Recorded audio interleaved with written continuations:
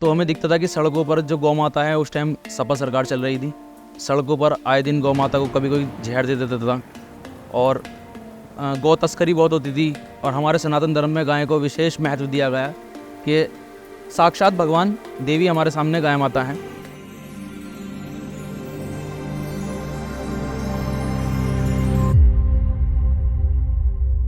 नमस्कार दोस्तों, स्वागत है आपका फिर से एक बार बातचीत पॉडकास्ट में। आज का जो पॉडकास्ट होने वाला है काफ़ी इंटरेस्टिंग होने वाला है उन लोगों के लिए जो अपने धर्म को लेके बहुत ज़्यादा सटीक हैं, अपने धर्म को लेके बहुत ज़्यादा सीरियस है। जी हाँ, आज के गेस्ट हिंदू सेवा समिति के अध्यक्ष योगेश ठाकर नंबरदार हमारे साथ है। भाई, आपका स्वागत है हमारे बातचीत पॉडकास्ट में। बहुत बहुत धन्यवाद आपका। योगेश भाई हमारे सनातन धर्म को लेके, हिंदू धर्म को लेके काफ़ी काम करते हैं, साथ साथ ये गोरक्षा पे भी काम करते हैं।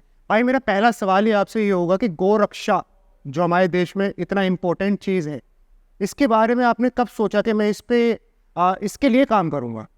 देखिए, क्या होता था कि जब हमारी एक एज जो थी हमारी ऐसी थी कि हम घूमते रहते थे, तो हमें दिखता था कि सड़कों पर जो गौ माता है उस टाइम सपा सरकार चल रही थी। सड़कों पर आए दिन गौ माता को कभी कोई जहर दे देता था और गौ तस्करी बहुत होती थी। गायों को उठा के ले जाते थे, गायें पड़ी रहती थी, उनकी दुर्गति बहुत होती। और हमारे सनातन धर्म में गाय को विशेष महत्व दिया गया कि साक्षात भगवान देवी हमारे सामने गाय माता हैं।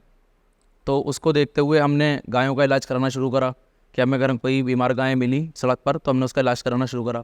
फिर जैसे हम इलाज करते गए हमारी इसमें रुचि बढ़ती गई।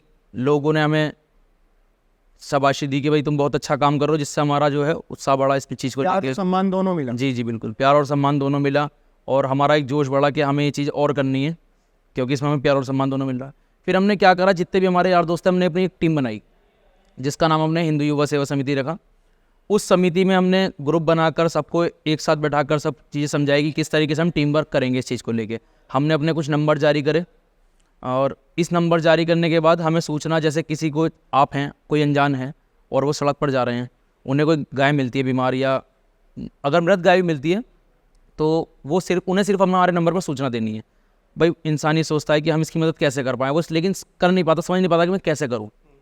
तो वो उसे कुछ नहीं करना, सिर्फ वो हमें कॉल करता है, हमें सूचित करता है कि इस जगह पर एक गाय इस रंग की जो कि बीमार पड़ी हुई है, और या तो वो हमें फ़ोटो व्हाट्सएप करता है, जैसे भी हमें सूचना दे देता है। उस सूचना के आधार पर हम उसे ग्रुप में अपडेट करते हैं। हमारे जितने भी टीम के लोग एक्टिव हैं वो तुरंत मौके पर पहुँचते हैं।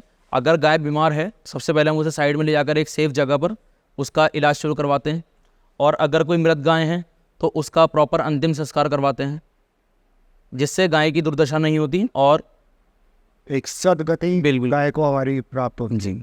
भाई, आपकी हिंदू युवा सेवा समिति में कितने मेंबर्स? हमारी हिंदू युवा सेवा समिति में फ़िलहाल जो हैं 60 मेंबर हैं जो सभी युवा हैं, और इसमें हमारे कुछ 5 जने हैं जो बड़े हैं, जिसमें हमारे यहाँ के कुछ नेतागण और सम्मानित सदस्य हैं। अच्छा, ये आपके सदस्य केवल मेरठ में ही लोकेटेड है या अदरवाइज कभी सपोज हमारा कोई व्यूअर हमें नोएडा से देख रहा हो, हमें गाजियाबाद से देख रहा हो या कहीं से भी देख रहा हो, क्योंकि हमारे लिए केवल मेरठ में होना जरूरी नहीं है। अगर गाय का अपमान या गाय की दुर्दशा कहीं भी हो रही है तो वो हमारे लिए एक सीरियस पॉइंट है। तो ऐसे आपके बाहर भी सदस्य है या अभी केवल मेरठ में से? देखिए, अभी तो केवल मेरठ में ही है, लेकिन हम इस पर धीरे धीरे कार्य कर रहे हैं कि इसे हम दूर दूर तक फैला सकें। अपना सभी शहरों में हम अपनी एक टीम बना सकें ताकि अगर हम पे बाहर शहरों से भी फ़ोन आए तो हम वहीं के लड़के तुरंत वहाँ भेजकर उस चीज़ का उपचार करा सकें, उस चीज़ का समाधान करा सकें। धीरे धीरे हम इस पर कार्य करते हैं समिति को आगे ले जाने के लिए। अच्छा योगेश भाई, जैसे मैं आपको जानता हूँ काफ़ी समय से, देखता रहता हूँ मैं सोशल मीडिया पे कि आप जगह जगह तीर्थ स्थलों पे, तीर्थ धाम पे जाते हैं, जो कि आजकल के युवा को जानना चाहिए अगर वो अपने आप को जानना चाहता है। भाई, आपके साथ कोई ऐसा इंसिडेंस हुआ है जिसने आपका सर चकरा दिया हो कि यार ये कैसे हो गया कुछ? देखिए, तीर्थ स्थानों पर जाने के लिए सबसे पहले तो मैं ये कहना चाहूँगा कि तीर्थ स्थानों पर जाना अच्छी बात है, जाना चाहिए, दर्शन करने चाहिए, अपने जो हमारे पवित्र धाम हैं उन सभी के दर्शन करने चाहिए और सभी की इच्छा भी होती है। आजकल के युवाओं ने तीर्थ स्थानों को एक डेस्टिनेशन पॉइंट बना रखा है। सर्वप्रथम तो अगर मैं कहीं जाता हूँ तो मुझे दिखता है कि यार पब्लिक दर्शन करने कम घूमने ज़्यादा आ रही है। जिनके माँ बाप वृद्धाश्रम में पढ़े हैं उनका भी केदारनाथ जाने का सपना है, जिसके ऊपर मैंने 2 लाइन अपने पास से मेरे मन में आई थी कि छोड़ के माँ बाप को वृद्धाश्रम में बच्चे 4 धाम जाना चाहते हैं। तो इसी चीज़ को कहना चाहूँगा, सर्वप्रथम अपने माँ बाप की सेवा करें। अगर आपको मंदिर जाने का मन है, अपने जो स्थानीय मंदिर है वहाँ जाके सेवा करें। उसके बाद आप हर जगह जाइए, तीर्थ स्थानों के दर्शन करिए। जगह जगह हम तीर्थ स्थानों पे गए, कहीं हमें दिखा कि भाई हमारे भगवानों की ही बेकदरी है, पूजा पाठ नहीं है। जैसे मैं एक इंसिडेंट बताना चाहूँगा। अभी मैं नेपाल गया था, पशुपतिनाथ। अच्छा। तो वहाँ नॉनवेज बहुत चलता है और हम तो प्याज लहसुन भी नहीं खाते। तो वहाँ हमने देखा, हमें खाने की बहुत दिक्कत हुई। वहाँ पे जैसे हमारे यहाँ नॉर्मल बिस्किट वगैरह भी हैं, तो वहाँ वो नॉनवेज वाले बिकते हैं दुकानों पे, तो बहुत सोच समझ के खाना पड़ता है। वहाँ सिर्फ लिमिटेड दुकानों पे ही वेज मिलता है, अदरवाइज़ नॉनवेज बहुत ज़्यादा है।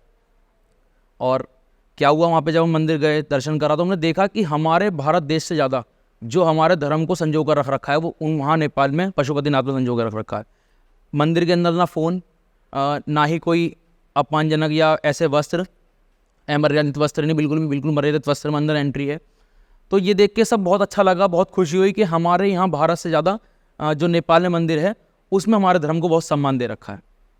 और हमारी अंदर से इच्छा नहीं होती फ़ोन निकालने की, हम सब फ़ोन जेब में रखते हैं, कोई फ़ोन वहाँ जमा नहीं होता, लेकिन हम फ़ोन जेब में। बहुत आनंद मिलता है वहाँ दर्शन करके, बहुत सुकून मिला और अपने धर्म पे हमें गर्व महसूस हुआ।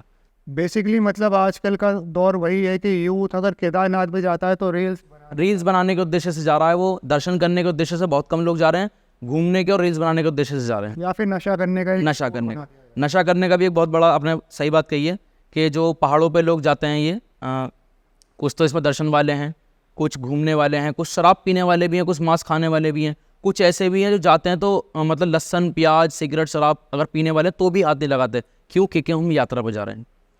तो मैं यही कहना चाहूँगा, अगर यात्रा पर जाएँ तो कृपया मर्यादा में जाएँ, कोई भी अमर्यादित काम ना करें, जैसे कि नशा, मांस, शराब का सेवन, इस तरीके की चीज़ें ना करें, पवित्र धामों की मर्यादा को बनाए रखें।